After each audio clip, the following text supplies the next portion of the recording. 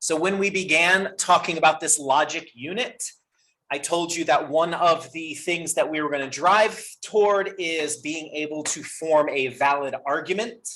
Okay, so creating an argument that always will be true. Okay, that will have no holes in the argument. So this is a useful skill for us. So that's what we're going to talk about here is symbolic arguments. So example one, so we're just going to consider simple arguments. Most of the homework you do and the examples are going to involve two simple statements. You might have a couple homework problems that involve three simple statements. The process is absolutely no different, but we're not going to go beyond. We're just doing a nice skimming overview of logic and arguments. If you ever took a logic class or if that was part of your curriculum, then you'll go into a little more depth on this. So this is a pretty typical argument. It says if the figure has three sides, then it is a triangle. The figure has three sides. When you read the word therefore brings you to what's called the conclusion of the argument. Okay, so therefore is saying I'm taking the preceding information and I'm making a conclusion. So whatever comes after the word therefore is going to be your conclusion to the argument. That's what I want to know. I want to know if the stuff that comes before the therefore, does that always mean that the conclusion has to be true? These things that come before the therefore, these two statements in our case, there could be three, there could be 100 statements if you were really in something complicated. These are called the premises of the argument. And what premises are given information.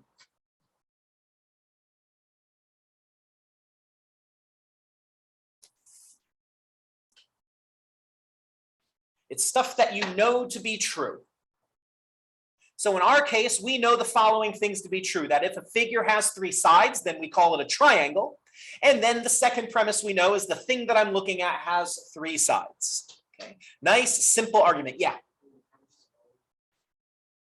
The premises don't always have to be true. That's just given information. Okay, so yeah, we saw this kind of way back in section 1. Sometimes these logic statements are goofy and we've just got to kind of dissociate ourselves from any feelings or any, if that's true, that's kind of a weird thing to say. Okay, so yeah, great question right there. So there are 3 steps to showing if an argument is valid. You already know how to do 2 of them. There's only a little bit of new information here. So step 1, you already know how to do. Step 1 is we are going to write our our argument symbolically. So first thing I'm going to do is I'm going to define a couple of variables. I'm going to define my P and my Q.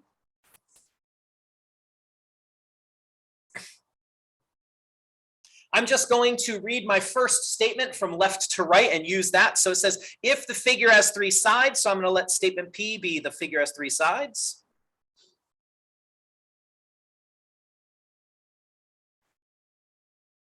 And statement Q is going to be, it is a triangle.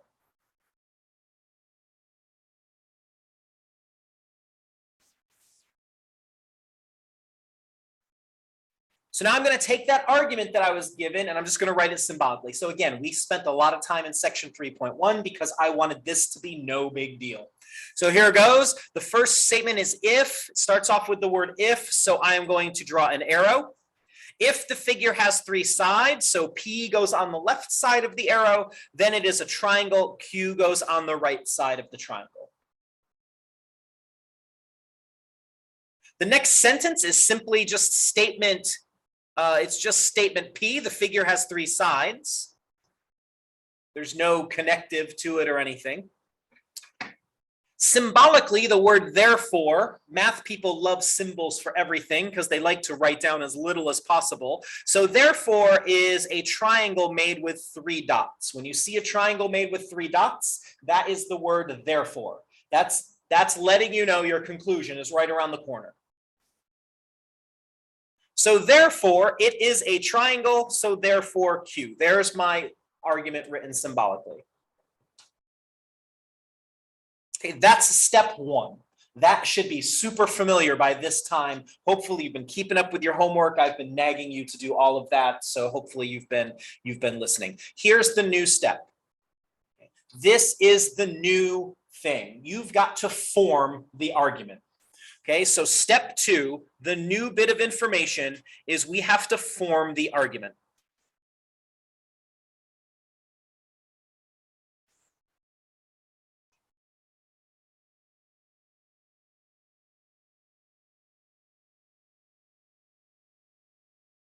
So in general, forming the argument just means to do this. I am going to lump my premises together. And what I want to know is, do the premises imply the conclusion?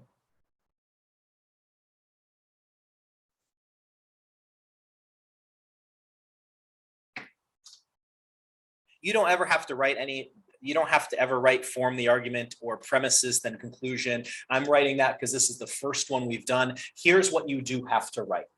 Okay, so here's what we're going to do. This is what I mean by this. I'm going to take my first premise. My first premise is if P, then Q. So I'm going to write that right here in parentheses. I'm using parentheses because I want everybody to know that those two things go together. Okay, I don't want to leave them separate. I notice I have a second premise. So what I'm going to use is an and statement. It is always an and statement. It's never anything else. I have this first premise and I have this second premise, P.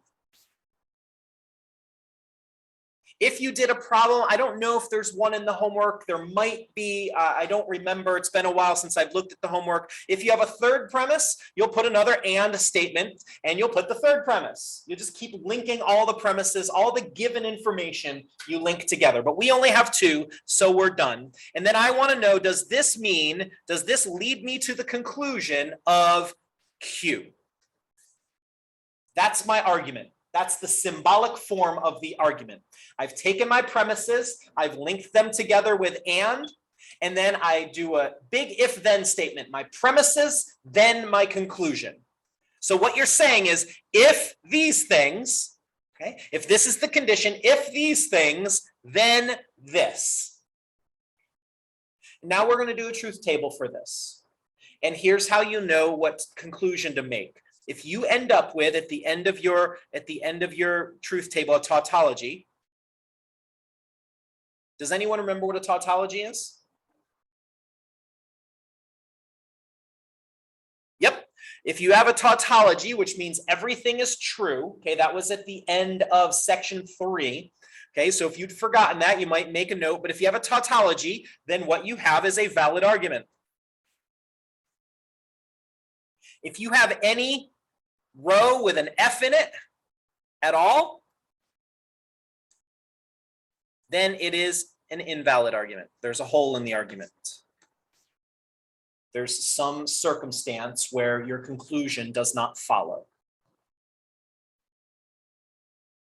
Okay, so I'm gonna do the truth table here. If you got any questions, so the first step, writing the argument symbolically, that was nothing new. The truth table, there's nothing new here. The new bit is writing the symbolic form of the argument. Okay, that's the important part here to remember. So here we go. I've got true, true. I've got true, false. I've got false, true. I've got false, false. And so what I'm going to do is I'm going to do the stuff in the square brackets first. So I'm going to do my P, then Q.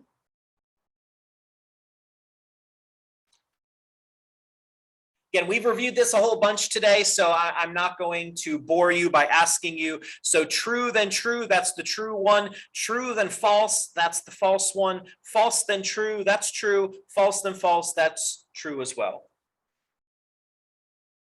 My other premise is just a simple statement. If this other premise was another thing with a connective, I would do a whole column for it right here, but I have no need to. So what I'm going to do is I'm going to do P, then Q, and P. I'm just going to put a little dot. Here's my P, then Q column. Here's my P column. And I know an and statement, a conjunction is true when both are true. So here we go. First row, true, then true. It's true. True, then false is false. False, then true is false. False, then true is false. That's what's in my brackets. I don't have any other premises to link together.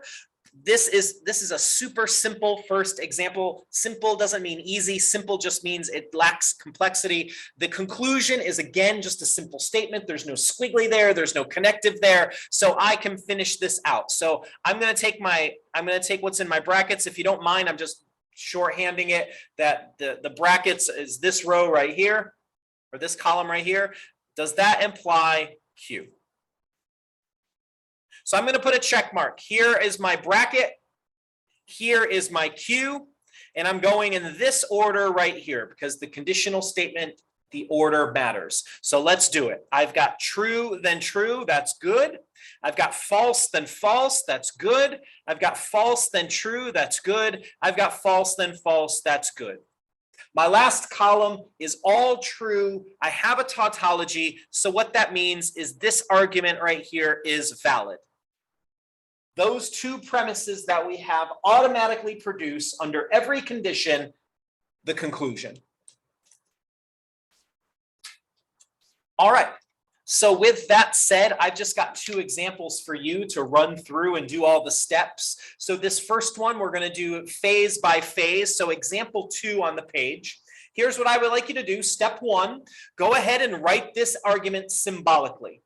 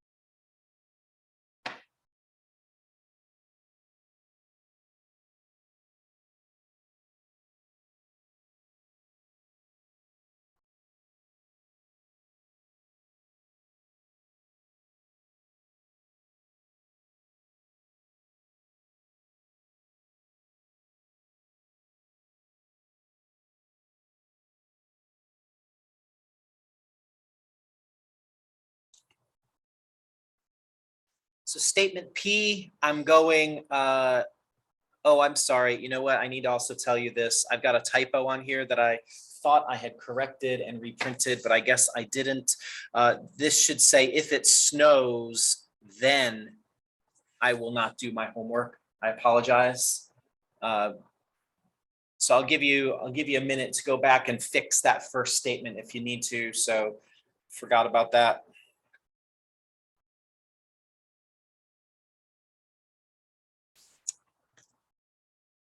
All right, so statement P is going to be it snows. Statement Q is going to be, well, the second part of this is I will not do my homework. So statement Q is I will do my homework.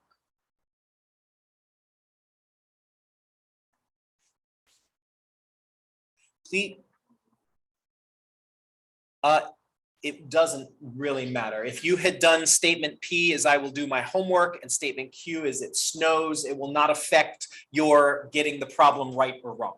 Okay, and on the test, I'll be able to discern the difference. You don't have to worry. Okay, I just go in the order that I read them in. So in that first one, I do the it snows as P because it came first. That is my only thought process there. That is it. I have no secret mysteries. Okay, so but just know if any of you did do that, then your symbolic statements are going to look in the reverse order of mine, but it's not going to affect your conclusion at the end. Okay, so the first statement says if it snows, so it's an if then statement. So here's my arrow. If it snows, P, I will not do my homework. So that's squiggly Q. The next premise is I did my homework, so that's Q. Therefore, it did not snow, so that's squiggly P. Okay, there's the argument written symbolically. Here's step 2. This is the new step for the day. So think this through. Form the argument. Okay, I'm going to give you a minute and a half to write down over here in the white space what the formed argument is.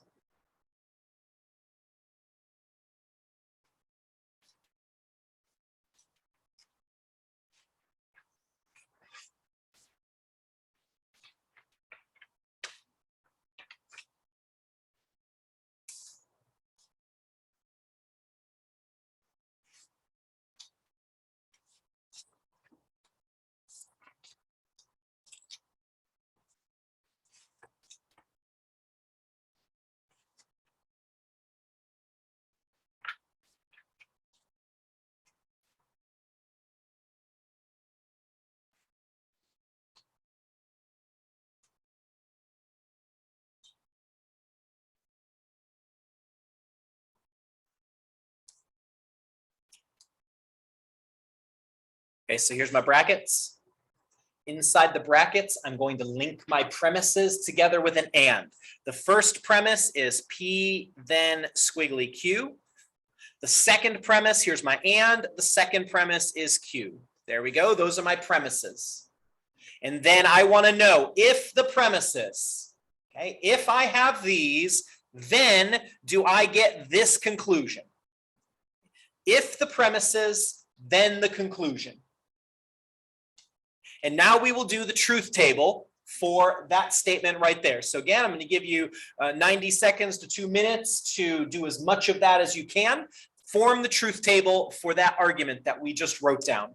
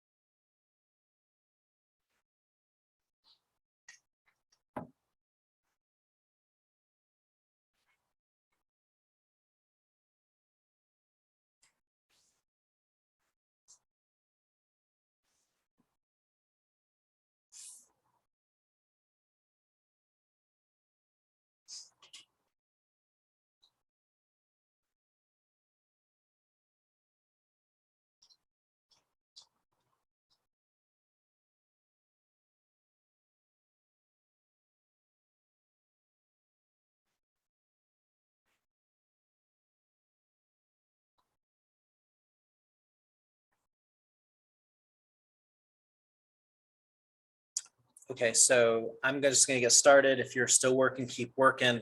I'm going to do what's in my brackets first. So I'm going to do a squiggly Q because I have that P then squiggly Q. You might be saying, hey, Perkster, I noticed I got a squiggly P there at the end. Can I do a squiggly P column now? Sure, doesn't matter. If you want to get those out of the way, go for it. I'm just going to wait till the end. Just because I'm doing it in the order that I see it. That's all that's going on in my brain. No secrets here. Okay, so squiggly Q is changing the value on the Q. So I do that right there. So then in the parentheses, I have if P, then squiggly Q. So P, then squiggly Q, put a little dot above those two columns. So I've got true, then false, that's false. True, then true, that's true. False, then false, that's true. False, then true, that's true.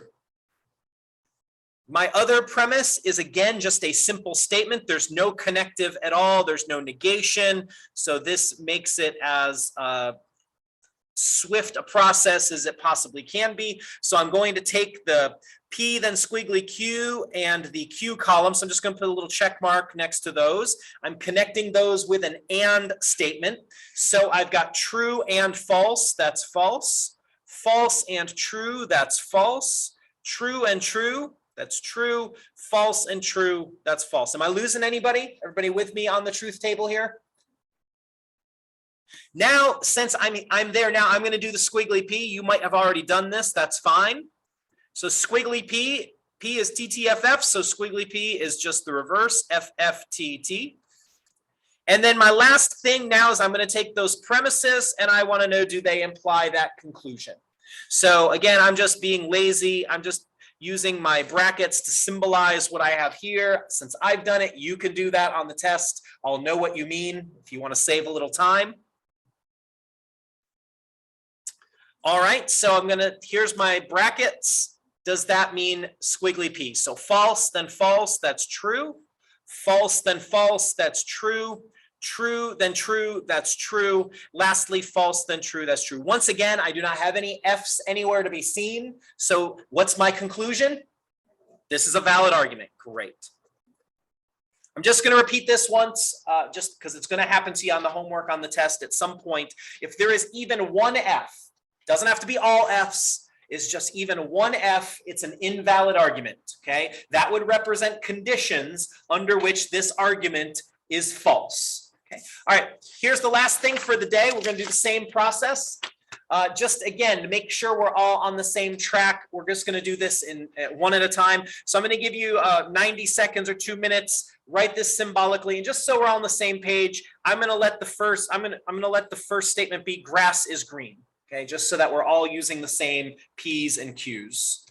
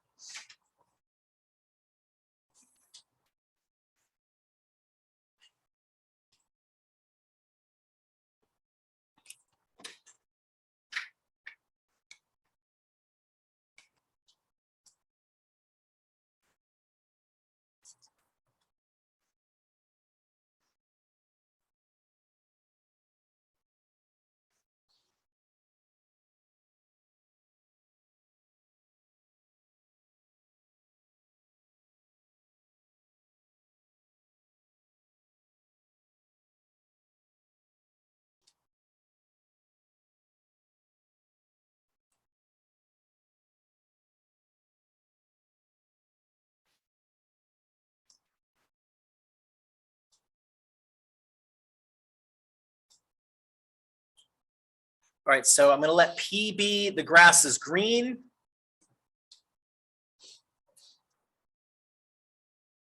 And I'm going to let Q be the grass is full of weeds.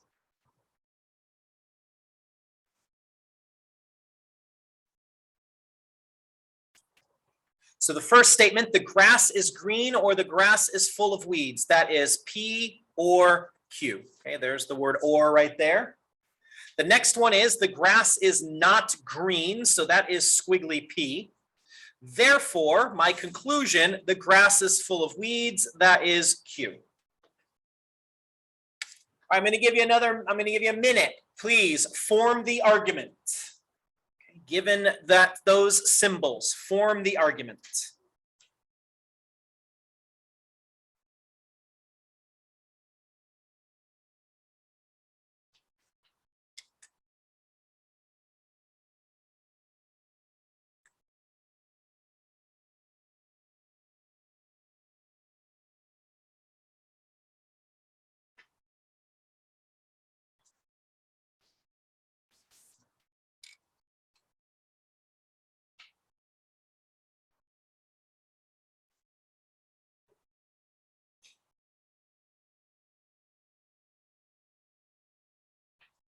Okay, so in my brackets, I'm going to put my premises. I'm going to link them together with an and. It's always an and statement. So I've got P or Q and squiggly P. Those are my premises. I've locked them together with an and. I want to know if the premises, then the conclusion Q. So last thing, I'm going to give you 2 minutes. Make as much progress as you can on the truth table for that. And then we will wrap this show up.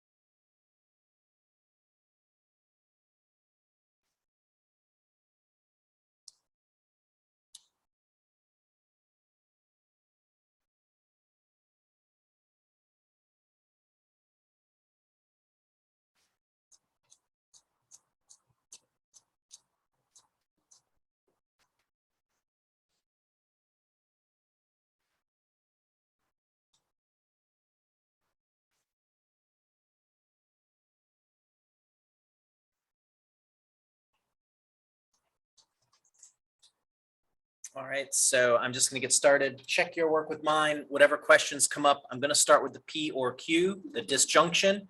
The disjunction's true when either one of those is true. So true or true is true, true or false is true, false or true is true, false or false is false. Then I need a squiggly P column. So P is TTFF, so squiggly P is FFTT. Then I'm going to connect those two premises together with an and statement. The and statement is true when both are true. So that is true and false is false. True and false again is false. True and true is true. And false and true is false. There's no connective on my conclusion. So I'm ready. I'm going to take this. That's my brackets. And this right here is my conclusion. I'm going in this order with my conditional statement. So here's my premises.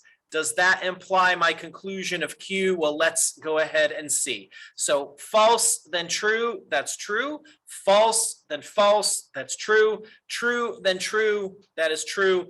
False, then false is true. So once again, I gave you a valid argument. I did that on purpose. I made all three of them valid just so that you feel confident recognizing it.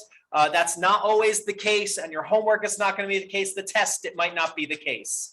Okay, so